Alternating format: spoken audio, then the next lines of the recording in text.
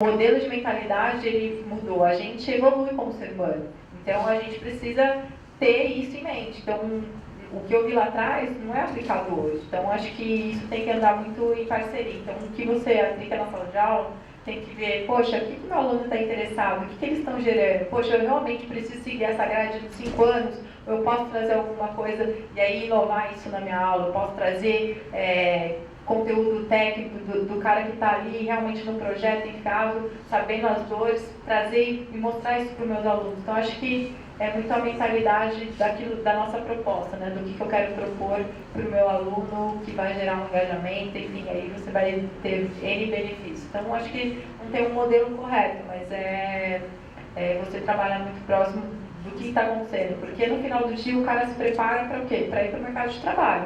E aí se ele encontra um mercado de trabalho totalmente diferente do que ele viu na faculdade, gera uma frustração, enfim, aí desencadeia um monte de coisa. Então acho que o professor hoje, ele pode trabalhar muito próximo a isso para que o cara saia realmente preparado para o que o mercado está pedindo.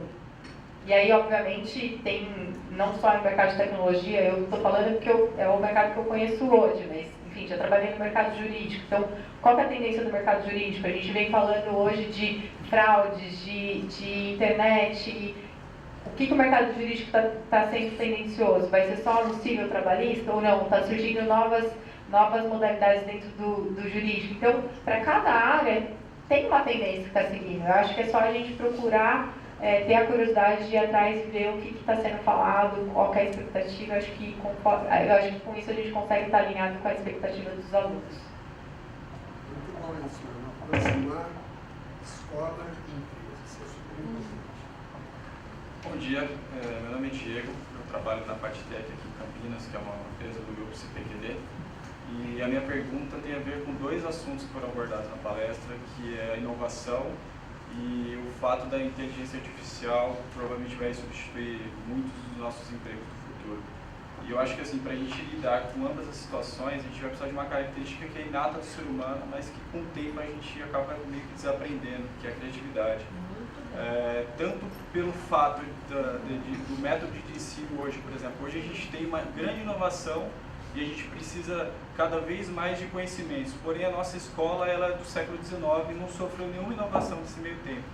E eu queria saber se, tanto na IBM quanto na Gaia, se tem algum trabalho para, por exemplo, mapear quais são os gaps, por que essas pessoas estão deixando de ser criativas no seu dia a dia, como que a gente pode estimular que elas voltem a ser criativas, porque a gente nasce muito criativo, todas as crianças são criativas, mas com o tempo a gente perde essa característica. Muito bem.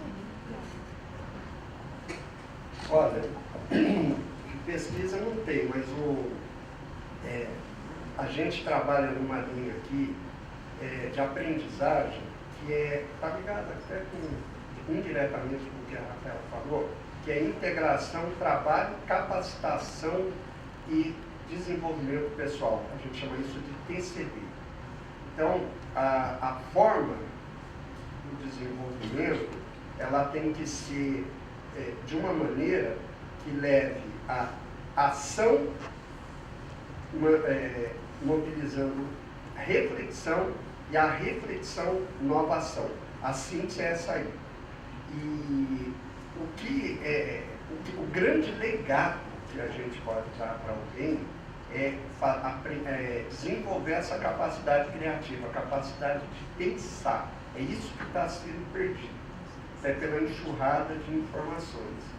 Então, os conteúdos, eles mudam, mas o fundamento e a forma de pensar, isso aí é algo que a pessoa leva para toda a vida.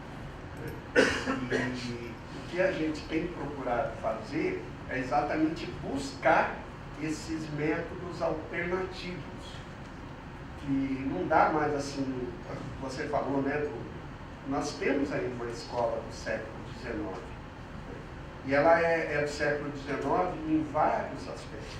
Então, por exemplo, isso que a Rafaela falou, de fazer alguma coisa que está ligado ao interesse do aluno, esse é o fundamento, por exemplo, da pedagogia freiriana, de Paulo Freire, que é a contextualização. Agora, aí é que está o negócio. O Steve Jobs falava assim, eu não pergunto para o meu cliente o que ele quer, porque ele não sabe. Porque se o aluno, se o educando, se eu falo, né, se ele soubesse o que ele precisa saber, ele não estaria lá. Então, são duas coisas diferentes. A partir disso que ela falou, a partir daquilo que mobiliza, que provoca engajamento nele, a gente direcionar para onde ele tem que ir. Né, para aquele conteúdo. Né, como, por exemplo, eu faço em relação à inovação. Eu vou muitas vezes falar de inovação, como eu disse aqui, eu sou da área de ciência e tecnologia, faço isso há 30 anos. Eu ia falar só com um engenheirão, com os prêmios Nobel do Brasil, entendeu?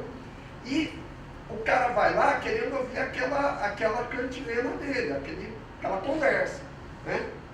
E aí eu vou devagar, eu vou colocando essa questão do ser humano. Mas peraí, meu irmão, o que é tecnologia? O que é ciência? O que é inovação? Isso é resultado de conhecimento. Mas aonde que está o conhecimento? Como é que você pode falar dessas coisas sem pensar no ser humano? Mas e como que ser humano que é esse? É um ser humano pensante, é um ser humano criativo. Então, todo o processo, para mim, tem que ter esses ingredientes que eu estou falando aqui.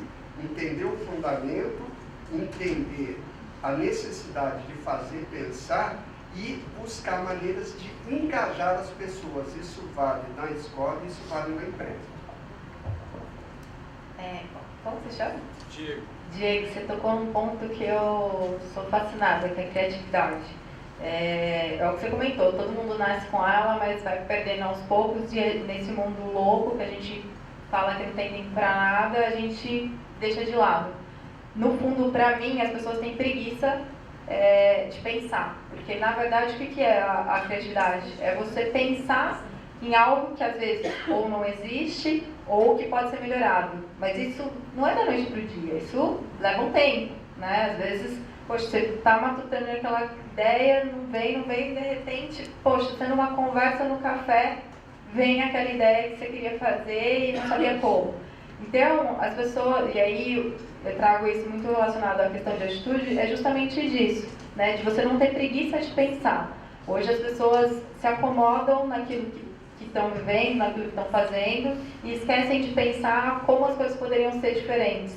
Né? Você ser incomodado hoje é um comportamento que isso te diferencia dos demais. Você ser incomodado com aquilo que de repente está sendo feito e que você acha que poderia ser diferente. Então é um comportamento de você instigar isso. E a criatividade, conforme mais você vai trabalhando isso, mais ela vai realçando.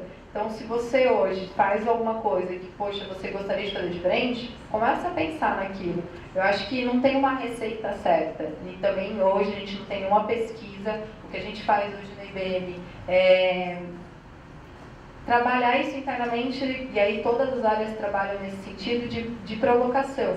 Até porque se a gente trabalha muito próximo à inovação, a gente precisa toda hora ter criação, coisas criativas.